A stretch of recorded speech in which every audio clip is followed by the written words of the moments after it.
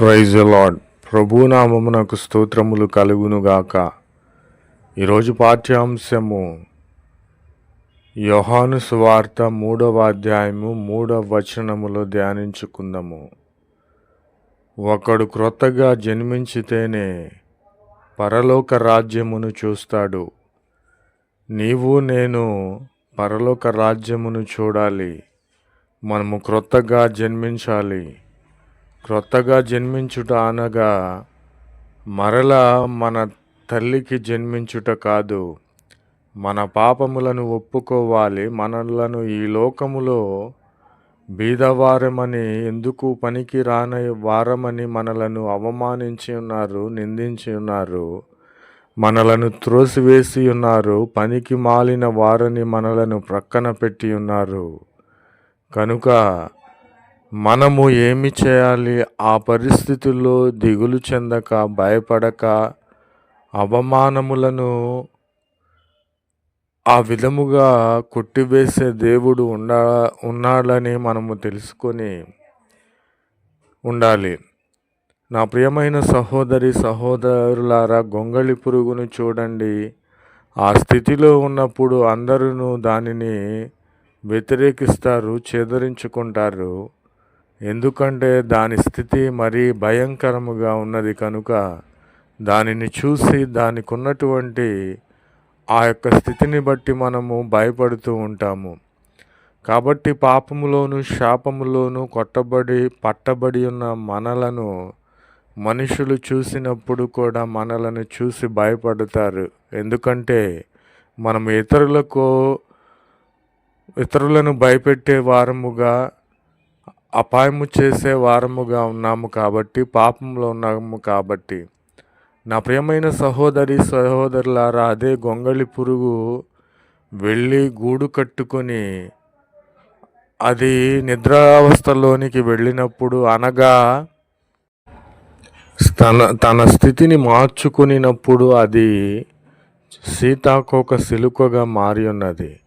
అంతకుముందు గొంగళి పురుగుగా ఉన్నప్పుడు ఎవరు ప్రేమించిన వారు ఇప్పుడు సీతాకోక సిలుకగా మార్పు చెందినప్పుడు మనము దానిని ఎంతగానో ప్రేమిస్తూ ఉంటాము. కనుక మన స్థితి కూడా అలాగే ఉన్నది. మనకున్నటువంటి పాపములను బట్టి, మనకున్నటువంటి క్రియలను బట్టి మనము ప్రార్థనా గదిలోనికి వెళ్ళి దేవుని యొద్ద పశ్చాత్తాపము పొందినప్పుడు మనము నూతనముగా మార్చబడతాము, క్రొత్తగా జన్మిస్తాము. కనుక అప్పుడు మనకు పరలోక రాజ్యము ప్రాప్తించునని ప్రభువు పేరిట మనవి చేయుచున్నాను. ఆమెన్.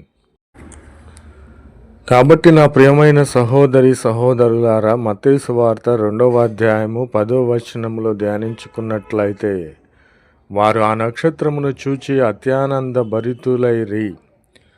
ఆ నక్షత్రము వలె మనము ఉండాలి. ఆ నక్షత్రము జ్ఞానులకు ఒక సందేశమును తీసుకుని వెళ్ళి ఉన్నది. లోకరక్షకుడు పుట్టి ఉన్నాడని. నా ప్రియమైన సహోదరి సహోదరులారా, ఆ జ్ఞానులు ఆ యొక్క నక్షత్రమును అనుసరించి ఉన్నారు. నా ప్రియమైన సహోదరి సహోదరులారా, నీవు రక్షించబడి ఉన్నావు. ఆ నక్షత్రము వలె నీవు ఉన్న ఎడల అనేకులను ఆ నక్షత్రము ఉన్న చోటికి నీవు తీసుకుని వెళ్ళగలవు. అక్కడ ప్రభువైన క్రీస్తు వారు లోకరక్షకుడు ఉన్నాడు. కనుక మనము ఆ నక్షత్రమును, అనగా ఆ నక్షత్రము వలె మనము ఉండి దేవుని యొద్దకు మనము అనేకులను తీసుకుని వెళ్ళే వారముగా ఉండాలి. నా ప్రియమైన సహోదరి సహోదరులారా, ఆ జ్ఞానులు ప్రభువైన క్రీస్తు వారు యొద్దకు వచ్చినప్పుడు, ఆ నక్షత్రము వారికి దారి చూపించినప్పుడు, ప్రభువైన క్రీస్తు వారు రక్షకుడు, అభిషిక్తుడు ఈయనే అని తెలుసుకొని ఆ యేసుక్రీస్తు వారికి బంగారమును, సామ్రాణిని, బోళమును యేసుక్రీస్తు వారికి ఇచ్చి ఉన్నారు. అనగా బంగారము అనగా ఈయన రాజులకు రాజు, ప్రభువులకు ప్రభు అయి ఉన్నాడని అర్థము. సామ్రాణి అనగా ఈయన ఏ కల్మషము లేనటువంటి వాడు, ఈయన ఎంతో పరిశుద్ధుడు, ఈయన పూజకు అర్హుడు, ఈయన ప్రార్థింపతగిన వాడు, ఈయన సువాసన కలిగిన వాడు, పరిశుద్ధత కలిగిన వాడని అర్థము. బోళము అనగా ఈ ప్రపంచం మొత్తమును సృష్టించిన సృష్టికర్త, ఈయన ఏలువాడు అని అర్థము. నా ప్రియమైన సహోదరి సహోదరులారా, లోకరక్షకుడు మన కొరకు పుట్టి ఉన్నాడు. ఆ లోకరక్షకుని వైపు మనము తిరగాలి, అనేకులను ఆయన వైపు చూపాలి. ఆ నక్షత్రము వలె మనము అనేకులకు, అన్యజనులను సహితము దేవుని యొద్దకు తీసుకురావాలి.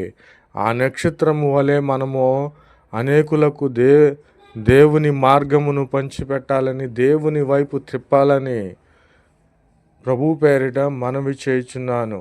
ప్రభునామమునకు స్తోత్రములు కలుగునుగాక. ఆమెన్.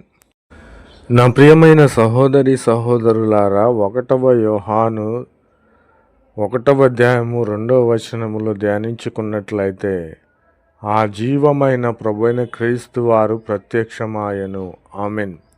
మనకు జీవమునిచ్చిన దేవుడు, ప్రాణమిచ్చిన దేవుడు, పరిశుద్ధతనిచ్చిన దేవుడు మన కొరకు మనుష్య రూపునిగా ప్రత్యక్షమై ఉన్నాడు. ఈయన లోకరక్షకుడు, ఈయన జన్మ పరిశుద్ధము, ఈయన పాపము లేనివాడు, కల్మషము లేనివాడు, ఈయన ఏ పాపమును చేయలేదు.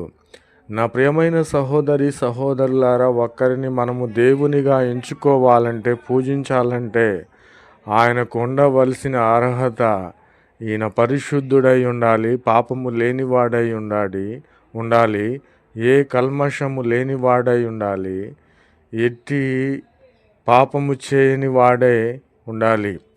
ఈయనే ప్రభువైన క్రీస్తు వారు. దేవుడు అనిపించుకొనుటకు ఈయన మాత్రమే అర్హుడు. కాబట్టి ఈయన మనకు జీవముగా ప్రత్యక్షమై ఉన్నాడు. నా ప్రియమైన సహోదరి సహోదరులారా, అటు జీవమును మనము పొందుకోవాలి. ఎందుకంటే జీవం ఉంటేనే మనము బ్రతికిన వారము. కానీ ఆ జీవము లేని ఎడల మనలను ఆ కట్టెలపై పరుండబెట్టి మనము మరణానికి పాత్రులమని తెలియపరుస్తారు. నా ప్రియమైన సహోదరి సహోదరులారా, అట్టి జీవమునిచ్చిన యేసు క్రీస్తు మన కొరకు మనుష్య రూపిణిగా పుట్టి మన కొరకు ప్రత్యక్షమాయను కనుక ఆయనను మనము ఆరాధించాలి. ఈయన ఆరాధనకు అర్హుడు. ప్రియమైన సహోదరి సహోదరులారా, నీకు జీవము కావాలా, మరణము కావాలా? జీవము కావాలని నీవు కోరుకున్నట్లయితే ప్రభువైన క్రీస్తు వారి వైపుకు నీవు రావాలి. నీకు మరణమే కావాలని నీవు కోరుకున్నట్లయితే సైతాను యొద్దకు నీవు వెళ్ళాలి. అక్కడ ఏడుపును, పండ్లు కొరుకుటయు ఉండును. నిత్యము కూడా నీ శరీరము, నీ ఆత్మ నిత్యము కాలుతూనే ఉంటుంది.